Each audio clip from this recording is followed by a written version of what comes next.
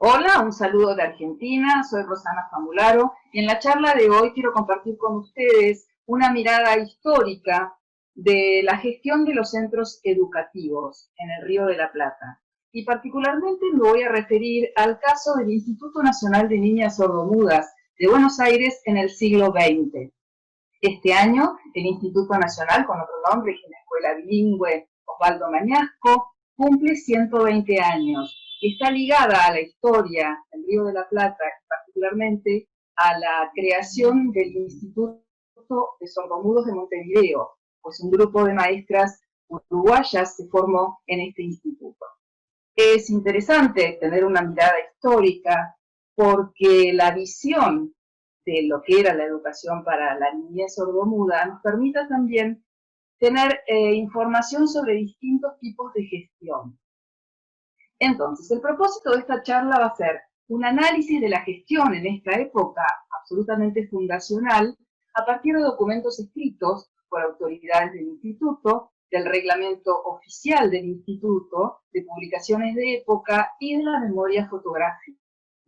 Son todos materiales históricos que nos sirven para recomponer esta visión histórica de lo que era la educación a principios del siglo XX.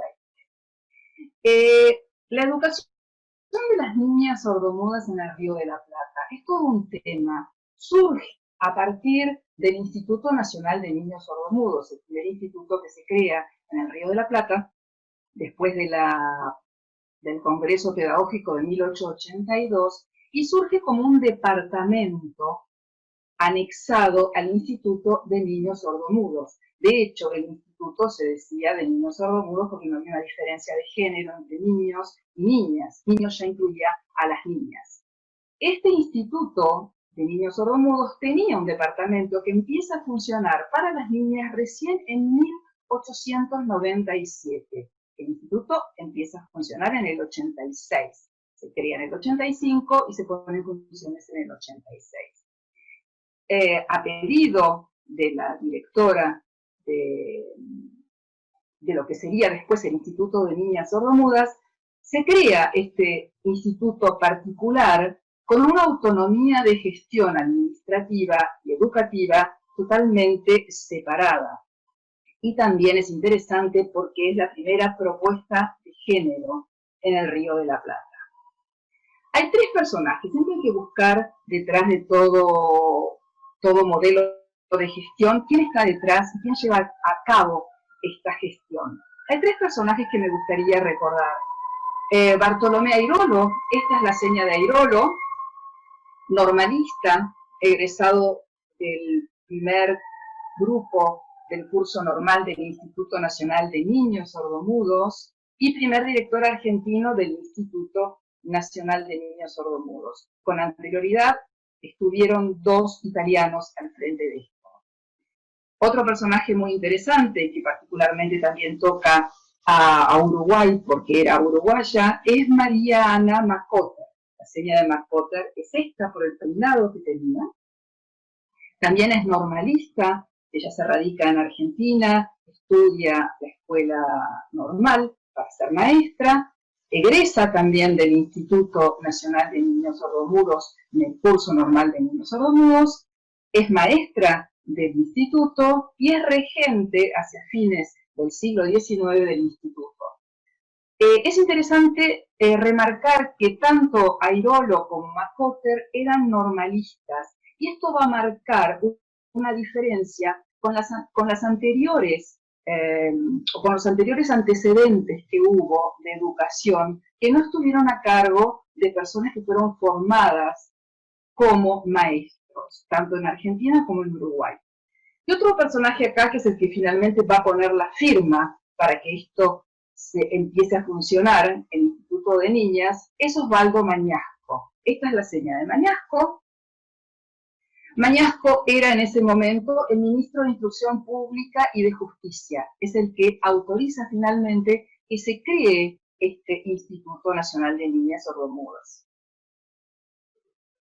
Luego, todo proyecto tiene que tener una estrategia, una visión y también formas de implementar esta esta visión y esta política educativa que se quiere llevar a cabo.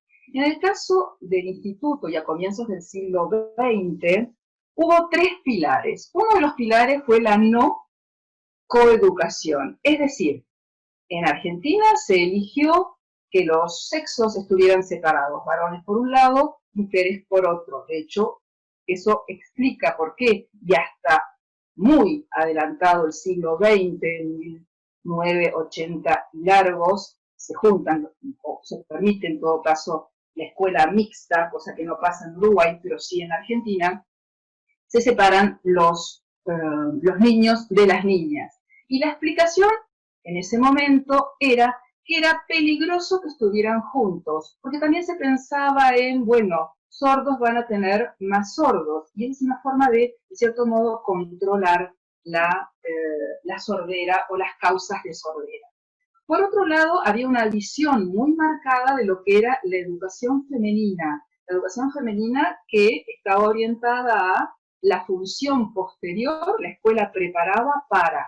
Entonces, la escuela preparaba para, y en este caso es una cita de Macoter, la pueden ver, es ser esposa, madre y en todo caso una buena hija, una buena mujer.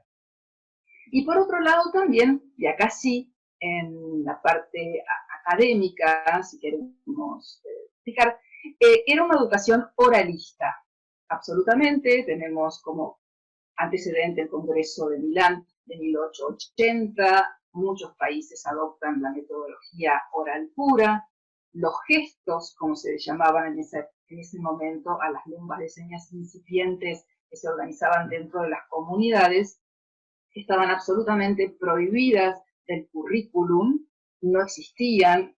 Podemos hablar dentro de la gestión de un currículum cero, porque no estaban en los papeles, no estaban en los reglamentos, de hecho se prohibía esto, pero sí vamos a ver que ese currículum estuvo oculto porque la lengua de señas estuvo siempre en todos los grupos y en todos los internados y las escuelas que permitieron, en cierto modo, agrupar a personas sordas. La no educación.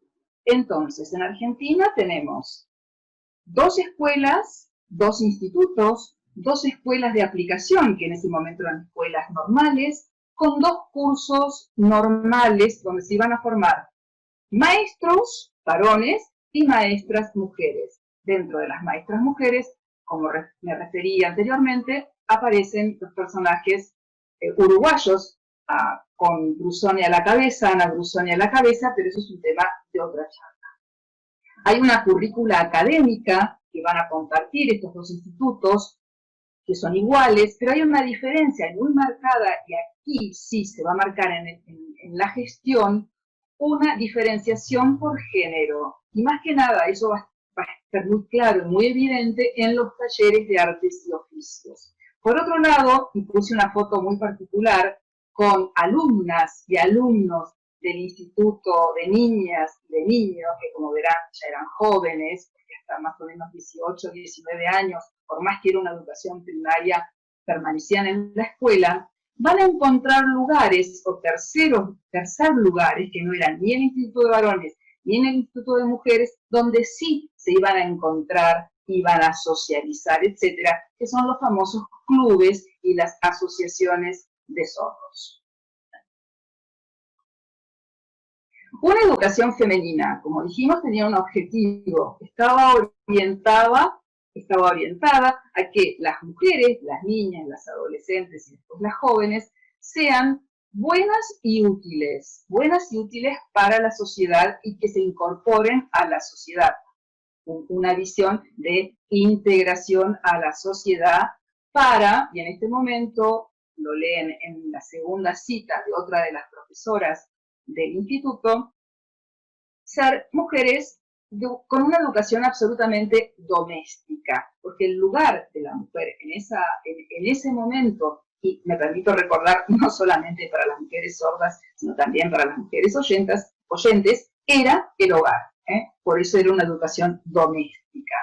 Y todo estaba orientado a eso. Y por supuesto, una educación oralista en cuanto a lo académico, una educación especializada, por eso los cursos normales en los institutos, por eso el curso normal también en el Instituto de Montevideo, que estaba orientada a la palabra redentora. Había que regenerar a esta persona que era sorda, que va a seguir siendo sorda evidentemente, pero se trataba de regenerarla a partir de esta palabra redentora a través de ejercicios de articulación, ejercicios de voz, etcétera, como se ve en la fotografía, que es un ejercicio articulatorio y de soplo, controlar el soplo para emitir la voz, y por otro lado también, y esto es interesante en la gestión, no solamente orientado a los niños y a las niñas sordas, sino a todo niño que tuviera o niña que tuviera problemas de articulación, por ejemplo los tartamudos. Y a partir de acá y a principios del siglo XX aparece lo que después sería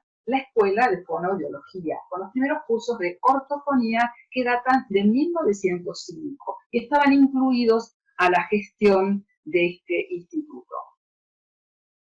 Entonces, la escuela, para que todo esto funcionara, tenía tres pilares que eran, por un lado, la directora. La figura de la directora era absolutamente piramidal. La cabeza era la directora, y como en general se pedía a todos los directores de la época, directores y directoras de la época, era hacer cumplir el reglamento. El reglamento se publicaba y el reglamento había que cumplirlo. Y era responsabilidad entonces del director, de esa cabeza, aplicar y hacer respetar, en este caso de los institutos, el método adoptado. Y el método adoptado era el método oral puro. El plantel docente eran o varones o mujeres, talleres también estaban a cargo de varones y de mujeres, con labores, por ejemplo, para mujeres, con zapatería, por ejemplo, para los varones, y el docente también funcionaba como un modelo a seguir. Por lo tanto, el docente, la maestra o el maestro no podía hacer señas, tenía que enseñar a leer y a escribir para que estos niños y niñas puedan incorporarse a la sociedad en la que vivían. En ningún momento se habla de comunidad sorda, ni mucho menos, pero sí como un modelo a seguir. Esto después lo vamos a ver en la evolución de la gestión. El modelo sordo no existía. Sin embargo, y acá me parece que es todo programa de gestión siempre tiene como algunos intersticios o lugares donde pueden escaparse algunas cosas porque no se puede controlar todo, seguro. Y aparecen, al menos en el instituto, las celadoras. Las celadoras es curioso porque las celadoras eran egresadas del instituto y eran chicas sordas, eran jóvenes sordas, que por supuesto, según el reglamento, no podían hacer gestos, tenían que secundar a las maestras oyentes y a las maestras de los talleres, que con los años después hubo maestras sordas a cargo de los talleres, y según reglamento no podían hacer gestos. Pero sabemos, por relatos orales de egresadas del instituto, que estas personas eran sordas y evidentemente en situaciones absolutamente fuera de clase, extraáulicas, se utilizaba la lengua de señas y era también un medio de comunicación. Por supuesto que por reglamento eso estaba prohibido. Entonces, esta visión y gestión la podemos resumir en lo que conocemos como paradigma médico rehabilitador. La palabra va a regenerar a estos niños y niñas sordos. La institución escolar, estos comienzos de siglo, y que vamos a ver se va a mantener a lo largo de las décadas del siglo XX, es una clínica del lenguaje. Hay que corregir a los que están perturbados en el lenguaje, a los que tienen trastornos del lenguaje o alteraciones del lenguaje. La escuela es una clínica. Por otro lado, hay algo muy importante, y es casi la misión de la escuela, que es redimir el alma del niño o de la niña sorda, como dice su directora, en ese momento, que por supuesto comulgaba con la visión y con la filosofía y lo que sería el aire de época, no solo de este instituto, sino la mayoría de los institutos de niños sordomudos en el mundo, me atrevería a decir. Airolo también la sigue a Macorter en esta frase y dice, con algo que es muy interesante y que en cierto modo va nombrando a los distintos paradigmas faltaría el último, cuando dice, fue la piedad primero, un primer paradigma, la curiosidad después, también podríamos poner un primer paradigma de prescindencia, la investigación científica, cuando aparece el paradigma médico en este momento, que va a durar varias décadas, al menos en el siglo XX, que es darle a la educación, la enseñanza especializada o especial, la redacción intelectual, física, moral y social del sordomudo. O sea, es ponerle a la escuela un peso muy grande, porque es gracias a la escuela que finalmente esa persona sorda va a poder reinsertarse en la sociedad en la que vive. Finalmente, pongo para compartir referencias bibliográficas, porque es muy interesante también. Las autoridades de la época publicaban, había material que se puede consultar en las memorias, particularmente del instituto, donde las maestras, además se les pedía que en los ateneos presentaran documentos. Entonces van a tener aquí todos personajes que eran no solo intelectuales, sino que estaban en el terreno de la educación, como Airolo, como Delisa de Bienza, otra de las profesoras. Por supuesto que Macotter con su hermana, Macotter tiene mucha bibliografía también para consultar y que por supuesto nos va a poner en una de cómo ella también veía cuál era su visión y por lo tanto cuál era la visión a través de sus escritos y la gestión a través de las memorias del instituto. Otro de los documentos que hay para consultar son los reglamentos, que finalmente van a dejar huella de cómo era la gestión de la época. Y finalmente, mis datos de contacto para lo que necesiten. Espero que sigan disfrutando esta oportunidad que tenemos a pesar de la distancia o a través de la distancia, y será hasta una próxima charla. Muchas gracias.